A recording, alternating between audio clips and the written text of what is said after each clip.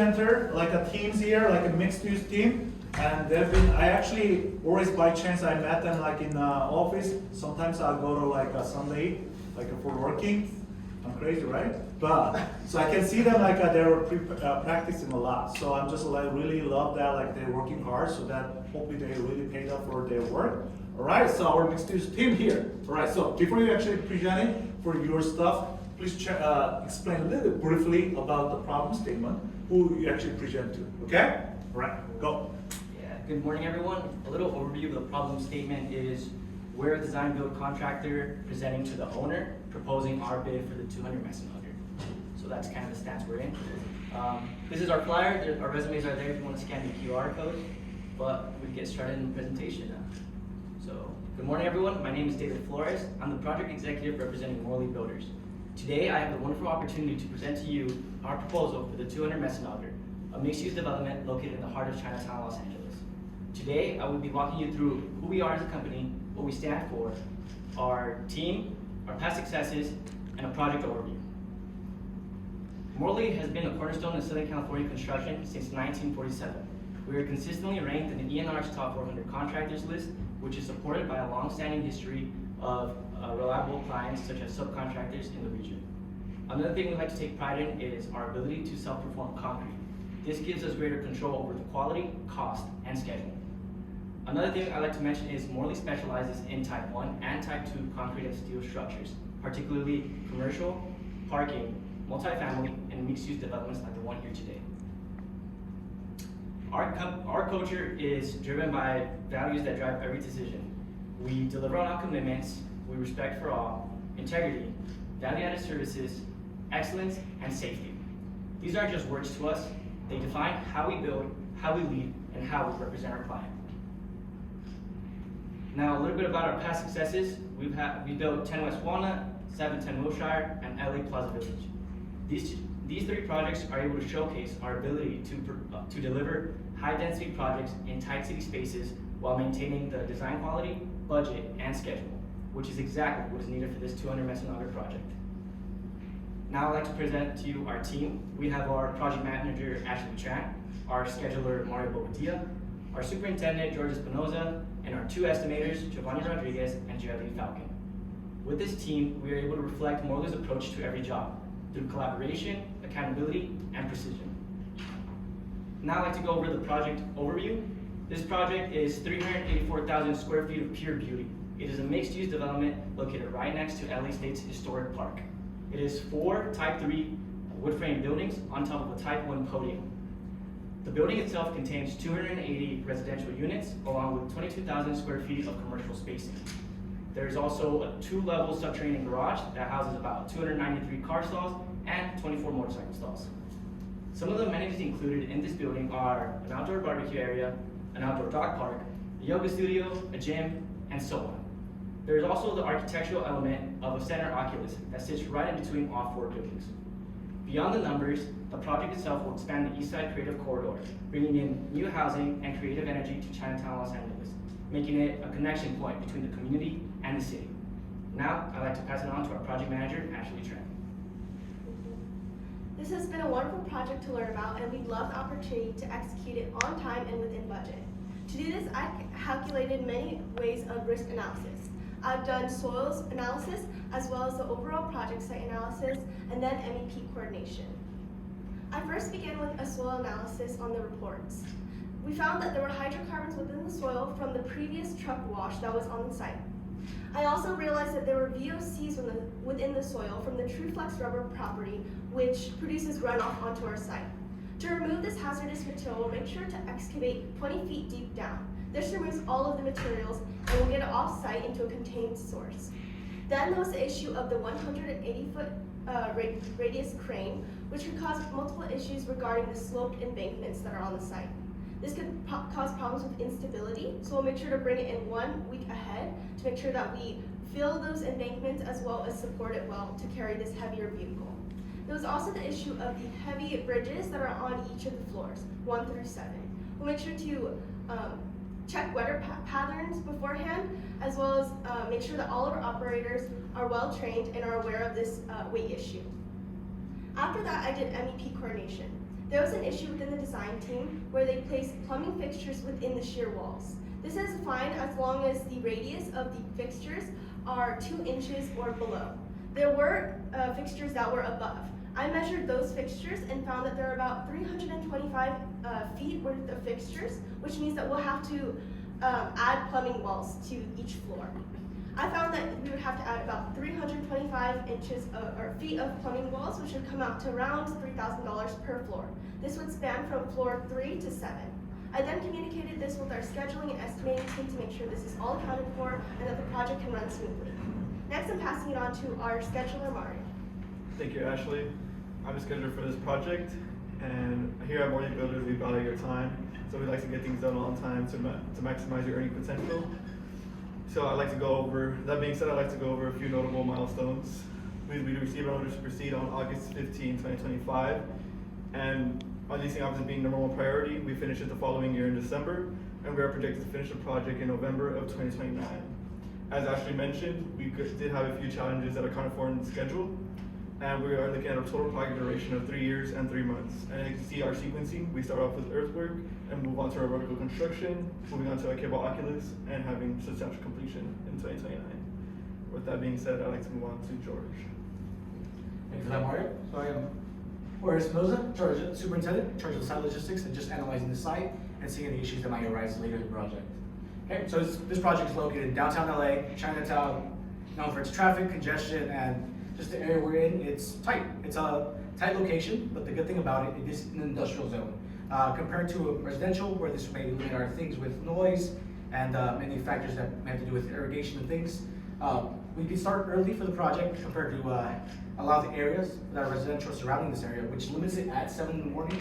We, if needed, can start earlier, between 5 all the way up to 9 p.m. with having permits and just coordinating with DOT, as well as having any road closures for the site.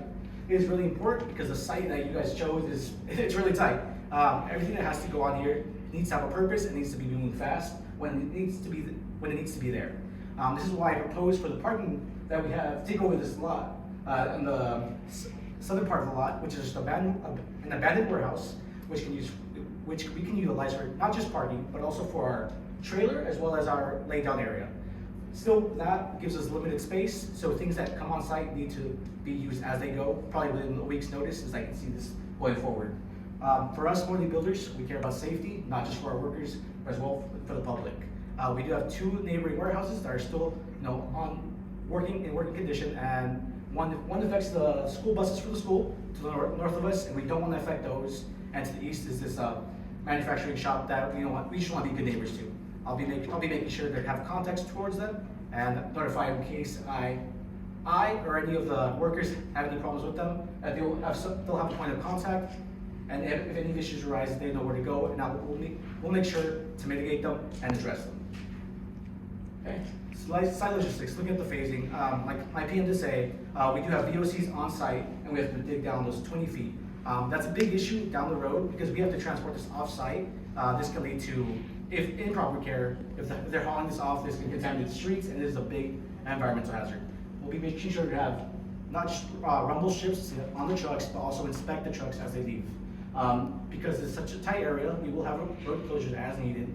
We'll plan with the DOT 3 days in advance and give notice to our neighbors. But the good part about this corner site is that we won't be affecting too much of our neighbors because all our entrances are located where only our traffic needs to go to. All the other entrances are outside of those closures, which shouldn't affect them. Looking at the phasing and the sequencing, you can see that we self-pour concrete, as you guys should know by now, and the subterranean garage is 2 levels with a big mat foundation. We'll be leaving pour strips open to leave them for the post tension that will be done later, as well as having stress relief to make sure none of that cracks, and just make sure that quality of that concrete stays consistent. This will repeat all the way to level 2, where we have concrete over corrugated metal deck, and this will be going faster just because the concrete is in lesser proportions up going there. From level 3 on upwards up to level 5 and 6 for some respective buildings, it will be wood framing. This will all be transported. Any material that is needed through the tower crane.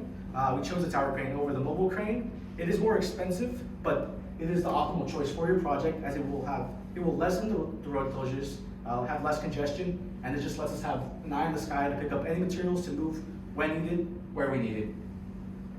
Now I'd like to pass it on to our estimators. Thank you, Jorge.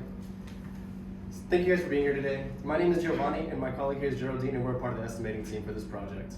Like most projects, the estimate starts with a deep analyzation of the plans. We looked at the plans, and from there we performed quantity takeoffs on all of the materials, and then we decided production rates and unit pricing for all of that. And once that was decided, we added our overhead and our markup to come to the total of $144 million for the project. As you can see here, we divided the scope of work into 12 divisions, from structures and foundations all the way to superstructures and interior construction.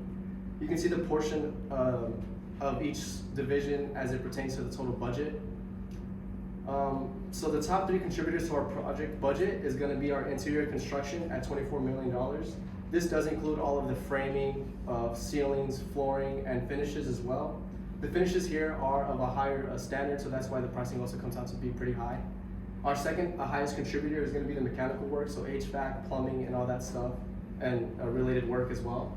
The third highest contributor is going to be the electrical work, to include the photovoltaic systems, the security systems, and all of the related work to that as well.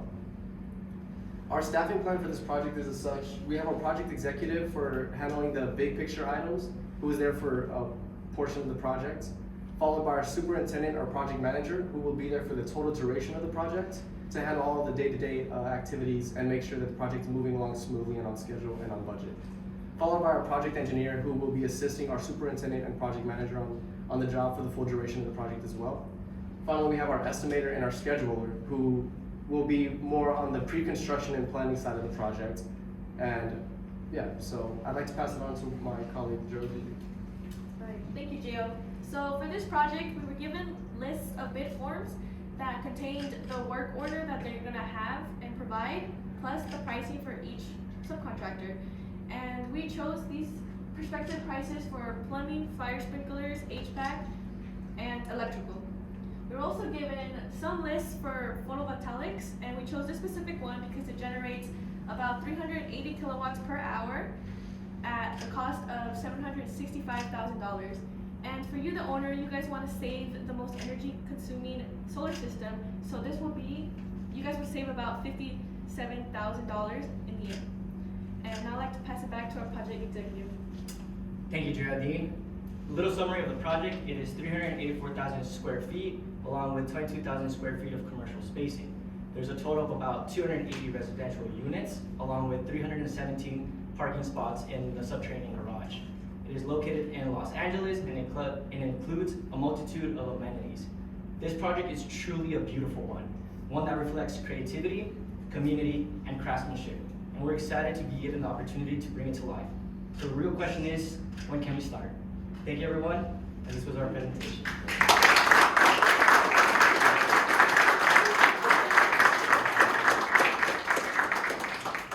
I can see how they actually put a lot of effort there, presentation really good. Good job. Yeah. The first thing that stood out to me is that we got 3 rockers and we got 3 standing still. It's very distracting for those that are moving back and forth, back and forth. If you're going to present this in front of a client, I'm sitting here looking at this, I go, my God, if we got to sit down in meetings and these people are rocking in their chairs and there's people are still, you really want to keep your body position straight, looking forward. This young lady on the end here was a perfect model of what you really should be doing during the presentation. So just a presentation type of issue that, you know, at least 3 of you need to work on. Which one? And again, you gotta remember, you're gonna be in front of judges, right? Okay, that's gonna be very distracting for those judges. So they may even just mark you down just for that. Thank you, sir. Thank you. So for the more into technical stuff. So for the pre-construction, you told you will be excavating 20 feet down. On that 25. side? How much? 25? 25 feet down. Yes. How are you going to secure that 25 feet of excavation? Do you have something like a retaining wall construction? We actually have short, it's a soldier beam and lighting, we'll have tiebacks in there, and those will be staying in place for the construction. Right. Yeah. Those are per the architecture and engineering plans. So that is not part of your scope. Yes, it's part of our scope. Is that, There is a separate, I gave an overall logistics plan, which covers over the superstructure, and there's a separate substructure plan, just to cut it short, I kind of got rid of it, but there will be a substructure plan that does deal with all the grading and having all the pile of dirt and moving it and transporting it. Some can stay on site because it won't be too crucial, but as we move and keep digging, it has to be moving off. And I'll be in charge of having those truck phasings and having a traffic plan through that too. the estimating team, have you considered that one? Like, when you show your budget? Yes, sir, if you, I think it's in the site, logistics. No, I'm talking about like constructing that shoring part. Do you consider that one in your estimate or not? We did, sir, yes, sir. Yes. That- It's gonna be in the, site work aspect, oh, I'm sorry, no, the under, can you go back to the, no, there you go. In the excavation work, I believe it was. Substructure? Substructure? Sorry, substructure, yes, sir, sorry, substructure is part of the showing for that. Can you go to the staffing plan, please? I noticed that for the project executive, it says that they'll be billed for 50% of the duration of the project. You only have 13 months on there. I would suggest going through and checking that figure, see if you're gonna bill for 18 months or 13 months, and then adjusting that accordingly. Thank you, sir, yeah. So the duration was 36 months for the total project, yeah, so. So that would be 18 months. Gotcha. I think it was, I guess I was trying to portray that for the 13 months that he is actively on the project, it's more 50% of that 13 months, if that makes sense. Oh, I see, Yeah. Maybe you provide some clarity on that. Yes, sir. Thank you. Any more questions? Was the staffing plan provided to you on how many people you're gonna have on the project? We provided the staffing plan along with the estimators in calculating how many people we're gonna have on site. We just took into account the roles we have currently and the project engineer to handle all the kind of dirty work. So with the high value of the contract, typically having 3 people on site is typically not enough Correct. to handle even the duration. So taking that consideration, because you're estimating that as well too, right? Definitely. The overall cost of that, so make sure you take that consideration, the value of that versus what your staffing is gonna be.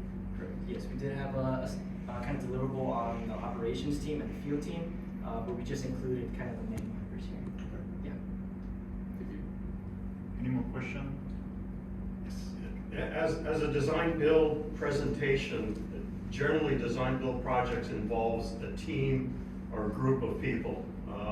From what I gather, it's kind of like this company is self-performing everything.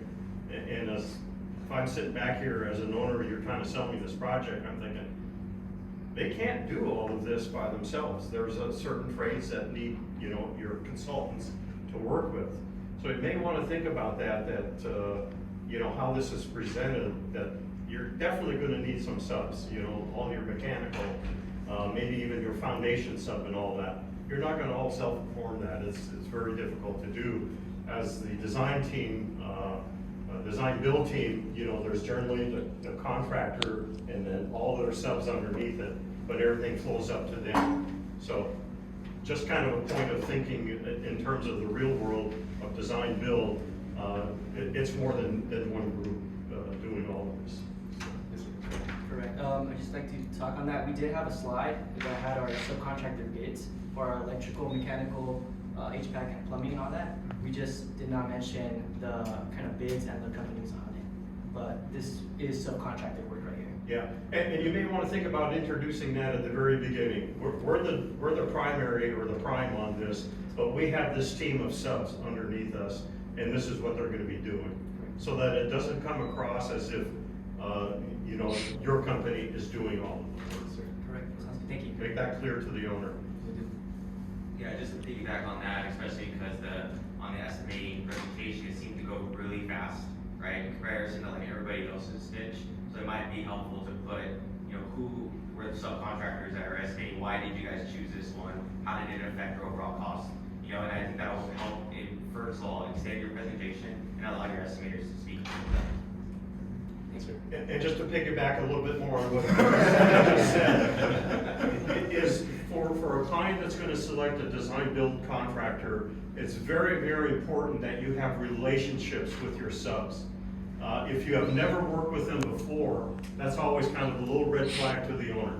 But if you can establish a working relationship over the years, that's a big plus in terms, all right, these guys have worked together, they've worked out all their problems, they can work together, all right? So that's really a benefit for the owner because he knows that, you know, some of the road bumps that you're gonna encounter can be worked over very easily between the two of you, or your subs. Thank you. How about anyone and everyone? No feedback or ask, comment or anything? Yeah, no, I apologize, we walked in late, but overall, kind of just to give more feedback regarding your presentation, I think it was mentioned, just a lot of movement, so a few of you guys, so just make sure you're aware of that. But overall, it looks like you guys put good timing and, great time and effort into it, so good job, guys. Yeah. Thank you. Thank you. Is there a slide where you guys talk about your fee and what you're charging the owner? Go back to the picture. That's kind of the overall structure, the breakdown, I guess. So I don't have necessarily the actual markups and overhead specifically listed, but this is just the total project cost and how the divisions take their portion of that total budget. But it's a 10% markup and overhead. Yeah, I would have to get back to you on that, sir. Do you also include your general requirements in there as well? Yes, sir.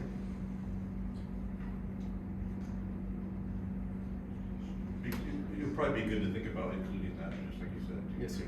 So it's clear. Got it. Thank you. All right, thank you so much. You can use the scan like for the QR code and then you can give a feedback more, that would be awesome, thank you so much. And we have another team presenting maybe 11 a.m.